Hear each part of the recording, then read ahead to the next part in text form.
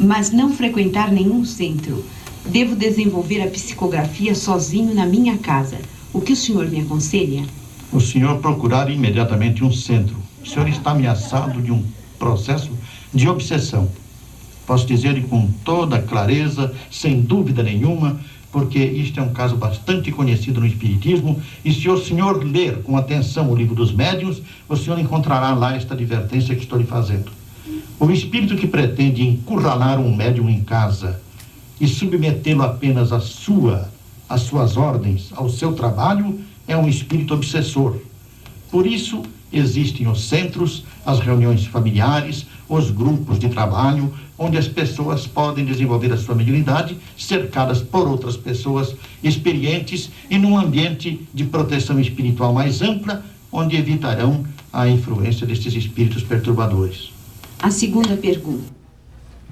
A maior clareza na resposta dele, a profundidade, mas o que é importante ver o espírito de caridade dele, com muitas perguntas que vinham, inclusive de forma agressiva, mas ele sempre com aquela paciência, aquela serenidade, conduzindo a coisa para o que interessa, que é a orientação espiritual, cuja missão ele estava aqui para isso e fez muito bem. Nós todos, só para citar mais uma coisinha aqui, eu li lá na semana passada, mas nós conhecemos muito bem a frase de Emmanuel, através do Chico Xavier, de que ele é o método que melhor mediu Kardec. Daí está em tudo que é canto, vários livros, nessa própria obra de Resina, a obra da Nena Galvez. Mas tem uma outra obrazinha aqui, Chico Xavier pede licença, que ele escreveu umas 5 obras em conjunto com Chico Xavier. Chico Xavier recebia a mensagem psicográfica lá no centro dele, enviava para ele e publicava no Jornal de São Paulo, onde ele fez Nesse livro, o Emmanuel faz a apresentação, o prefácio. Prefácio esse que tem por título A Parte de Amigo. Essa aqui mesmo é uma das obras que não faz parte do acervo, porque os direitos autorais dela Correio Fraterno, que publica até hoje.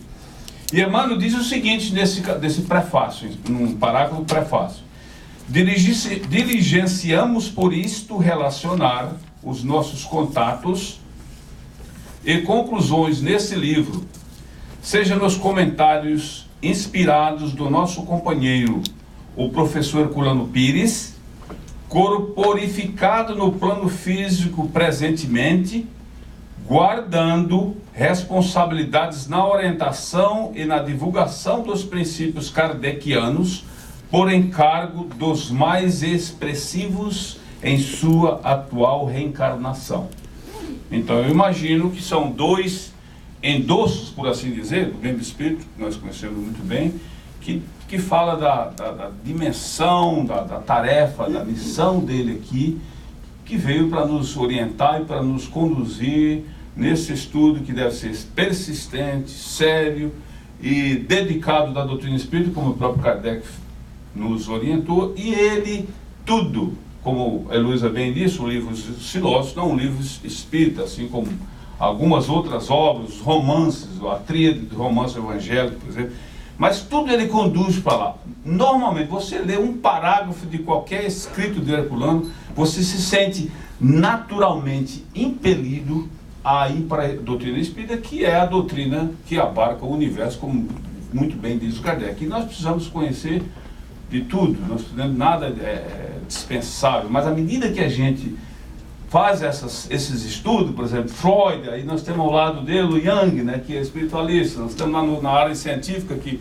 ninguém é melhor do que o Moacir, o Wallace, né, com o outro lá, que eu esqueci o nome agora, que não era, por ele ser espiritualista, por ele terminar o tendo, né, o Darwin, né, e por aí afora, quer dizer, a capacidade dele em tudo que ele fazia, não só de livros, artigos e palestras, e programas dessa natureza, viesse a pergunta mais simples que viesse, ele tem aquela capacidade enorme, porque ele realmente é um grande, é um polímata de abordar, fazer uma abordagem dentro da conceituação da doutrina espírita, que abrange tudo, e fazer com que a gente automaticamente se ligue a ela, mas que aquela necessidade está sempre buscando mais e mais e mais, porque os horizontes que a gente abarcou dela ainda é quase 0,00, sei lá o que, parando por aqui.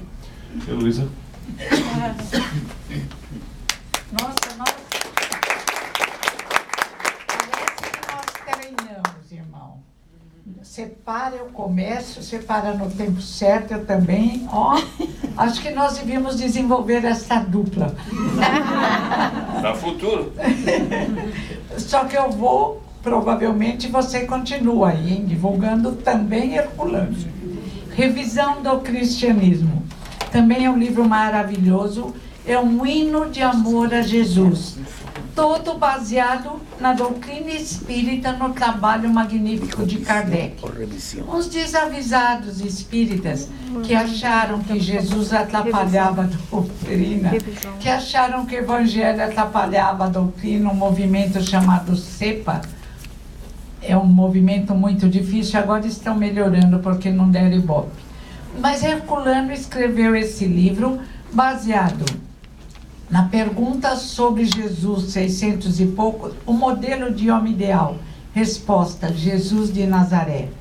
Baseado em A Gênese de Kardec, Jesus, Milagres e Profecias, que conta que os fenômenos realizados por Jesus foram fatos naturais, produto da nossa possibilidade paranormal, ou seja, por nós mesmos, independente da ligação com entidades desencarnadas, temos poderes além do normal, poderes de clarividência, não pelo fenômeno mediúnico, poderes de agir sobre a matéria. A separação é para fins didáticos, mas a parapsicologia não quer falar em espiritismo, mas falando só em paranormalidade, em parapsicologia, ela tem uma divulgação profundamente espírita.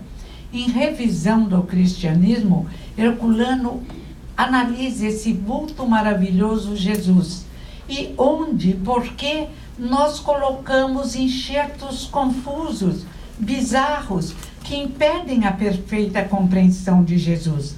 Ele diz: introduzimos na doutrina maravilhosa de Jesus os mitos agrários. Foi assim que colocamos sobre a história de Jesus o mito de Maria de Nazaré.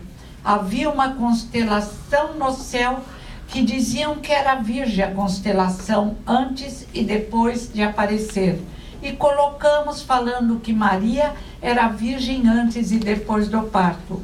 Consequentemente, haveria uma mudança nas leis biológicas no nascimento do Mestre de Nazaré, quando ele deixou claro: não vim destruir a lei, mas vim cumpri-la.